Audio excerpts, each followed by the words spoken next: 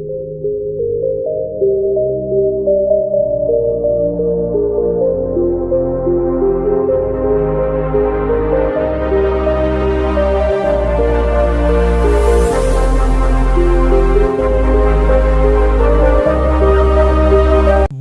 দুনিয়ার এমন একটি আইল্যান্ড যাকে রহস্যময় আইল্যান্ড বলা হয়।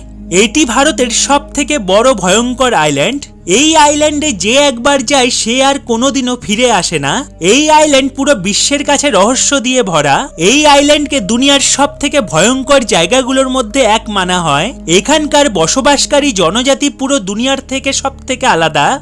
আজকে আমি আপনাদের জানাবো দুনিয়ার সবথেকে ভয়ঙ্কর একটি আইল্যান্ডের সম্পর্কে। তাই ভিডিওটি শুরু করার আগে আপনাদের কাছে ছোট্ট একটি অনুরোধ, ভিডিওটি পুরো দেখুন, সাথে চ্যানেলটি সাবস্ক্রাইব করে পাশে থাকা নোটিফিকেশন বেলটি বাজিয়ে দিন, যাতে এই চ্যানেলের সব ভিডিওগুলো আপনি সবার আগে দেখতে পারেন। আজকে আপনারা নর্থ সেন্টিনেল আইল্যান্ডের সম্পর্কে জানতে চলেছেন। এই আইল্যান্ড ভারতের আন্দামান নিকোবর দ্বীপপুঞ্জের জঙ্গলে অবস্থিত। এখানকার বসবাসকারী জনজাতির বাইরের দুনিয়ার সাথে কোনো পরিচয় নেই। এখানকার বসবাসকারী জনজাতি কোনোদিনও বাইরের মানুষের সাথে দেখা করেনি। এমনকি তারা এটাও জানে না যে ভারত স্বাধীন হয়ে গিয়েছে। এই আইল্যান্ডে বসবাসকারী জনজাতিকে জারোয়া বলা হয়। জারোয়া জাতিগোষ্ঠী হলো ভারতীয় আদিবাসীদের মধ্যে এক গোষ্ঠীয় আদিবাসী, যাদের বসবাস শুধুমাত্র আন্দামান দ্বীপপুঞ্জে। তাদের বর্তমান সংখ্যা আনুমানিক 250 থেকে 400-র মধ্যে। এই মানুষেরা কিছুই বোঝে না, এমনকি পয়সা কি তাও তারা জানে না। এই জাতিগোষ্ঠী শুধুমাত্র নিজের শ্রেণীর জাতিগোষ্ঠীর সাথেই বসবাস করতে পারে। এমনকি যদি কোনো সাধারণ আমাদের মতন মানুষ তাদের এলাকায় প্রবেশ করে, তাহলে এই জাতিগোষ্ঠী তাদের মেরে ফেলে। বাইরের দেশের মানুষকে তারা সহ্য করতে পারে না। এই জনজাতি দেখতে খুবই ভয়ঙ্কর। এই জনজাতি শুধুমাত্র শিকারের ওপরেই বেঁচে আছে। এই জনজাতি মনে করেন চাষ করলে এখানকার জঙ্গল শেষ হয়ে যাবে, তাই তারা কোনোদিনও চাষ করে না। খাওয়ারের জন্য তারা সবসময় শিকার আর গাছের ফলের ওপরই নির্ভরশীল। এই জনজাতি শিকারের জন্য তীর আর পাথরের ব্যবহার করে। এদের হাতিয়ার খুবই ভয়ঙ্কর আর আক্রমণহীন হয়। এই জনজাতির সামনে যদি কোনো পশু চলে আসে, তাহলে সেটা তাদের খাওয়ারে পরিণত হয়। এই জনজাতি পোশাক পরা একদমই পছন্দ করে না, তাই তারা পোশাক না পরেই থাকে। আবার কোনো সময় তারা পাতা দিয়েও পোশাক বানিয়ে পরে। আর এই জনজাতি যদি কোনো পোশাক পরা মানুষকে দেখে, তাহলে এরা খুব রেগে যায়, তার উপর হামলা করে দেয়। এই জনজাতির পক্ষে কোনোদিনও বাইরের মানুষের সঙ্গে মেলামেশা করা একদমই অসম্ভব। যদি বাইরের কোনো মানুষ এদের সাথে দেখা করতে আসে, তাহলে তার জীবন চলে যায়। সরকার অনেক চেষ্টা করেছে এই মানুষদের সাথে কথা বলতে, কিন্তু যেই ব্যক্তি এই আইল্যান্ডে একবার যায়, এই জনজাতি তাদের ওপর ভয়ঙ্করভাবে হামলা করে দেয়। যদি কোনো বিমানকে এই আইল্যান্ডের ওপর দিয়ে উড়তে দেখা যায়, তাহলে এই জনজাতি তীর আর কামান দিয়ে হামলা করে দেয়। একবার কয়েকজন জেলে ভুল করে এই আইল্যান্ডে মাছ ধরতে চলে আসে। তারপর যখন নর্থ সেন্টিনেল আইল্যান্ডের জনজাতি এই জেলেদের দেখে ফেলে, সাথে সাথে তীর দিয়ে সব জেলেকে মেরে ফেলে। তারপর থেকে সরকার এই আইল্যান্ডে মানুষের যাওয়া নিষিদ্ধ করেছে।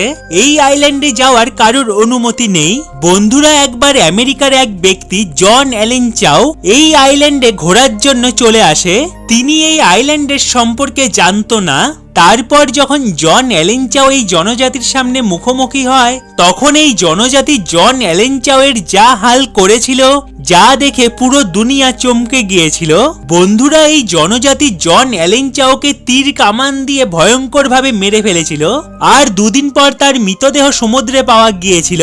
বড় বড় বিশেষজ্ঞরা বলেন এই আইল্যান্ডে বসবাসকারী জনজাতি বাইরের দুনিয়ার সাথে কোনো লেনাদেনা নেই।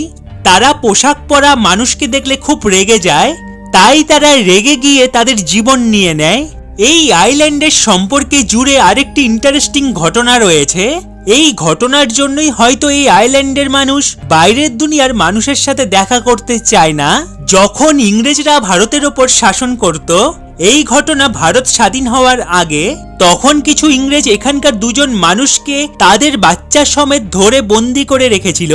বাইরের মানুষের সম্পর্কে আসার কারণে এই দুইজন ব্যক্তির মৃত্যু হয়ে যায় আর তাদের বাচ্চার শরীর খুব খারাপ হয়ে যায়। তারপর ইংরেজরা তাদের বাচ্চা দুটোকে আবার নর্থ সেন্টিনেল আইল্যান্ডে পাঠিয়ে দেয়। এই সব কথা শুনে এটা তো পরিষ্কার যে এই আইল্যান্ডের মানুষ বাইরের পরিবেশের সাথে বেঁচে থাকতে পারে না। ভারত স্বাধীন হওয়ার পর ভারত সরকার অনেক চেষ্টা করেছে এই আইল্যান্ডের জনজাতির সাথে যোগাযোগ করার, কিন্তু যতবারই বাইরের মানুষ এই জনজাতির সাথে যোগাযোগ করার চেষ্টা করেছে তারা আর এই আইল্যান্ডে এসে আর ফেরত যায়নি। তাই ভারত সরকার পরিষ্কার জানিয়ে দিয়েছে এই আইল্যান্ডে যাওয়া পুরোপুরিভাবে বন্ধ। এখানকার জনজাতির সাথে সবার প্রথমে দেখা করেছিল একজন ব্যক্তি যার নাম টি.এন. পণ্ডিত, আর এনার পুরো নাম তিলকনাথ পণ্ডিত। অনেক চেষ্টা করার পর এটা জানা গিয়েছে এই জনজাতি একটি ওঞ্চ নামক জাতির মতন জীবন কাটায়। এই জন্য টি.এন. পণ্ডিত ওঞ্চ জনজাতির কিছু মানুষকে নিয়ে এই জনজাতির সাথে দেখা করতে যায়।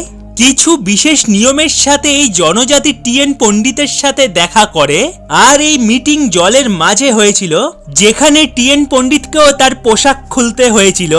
কারণ আমি তো আগেই বলেছি এই জনজাতি পোশাক পরা মানুষকে দেখলে খুব রেগে যায়, এই জন্য টি.এন. পণ্ডিতও তার পোশাক খুলে ফেলেছিল।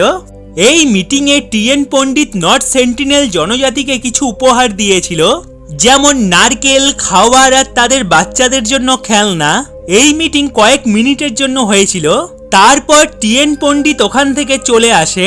সমুদ্রের ওই পারে যাওয়ার পর এই জনজাতি টি.এন. পণ্ডিতের ওপর তীর দিয়ে আক্রমণ করা শুরু করে দেয়, কিন্তু টি.এন. পণ্ডিত বেঁচে যায়। আর এই থেকে টি.এন. পণ্ডিত এই জনজাতির সম্পর্কে অনেক তথ্য সংগ্রহ করে ফেলে। এই সব কারণের জন্য এই আইল্যান্ডকে দুনিয়ার সব থেকে ভয়ঙ্কর আইল্যান্ড মানা হয়। তো বন্ধুরা, ভিডিওটি আজ এই পর্যন্তই। ভিডিওটি আপনাদের কেমন লাগলো কমেন্টে অবশ্যই জানাবেন। সাথে এখনো যদি আমার চ্যানেলটি সাবস্ক্রাইব করে না থাকেন তো এখনই সাবস্ক্রাইব করে নিন, আর পাশে থাকা নোটিফিকেশন বেলটি বাজিয়ে দিন যাতে এই চ্যানেলের সব ভিডিওগুলো আপনি সবার আগে দেখতে পারেন। তো বন্ধুরা, ভালো থাকবেন। ফিরে আসবো আবার অন্য কোনো ভিডিও নিয়ে।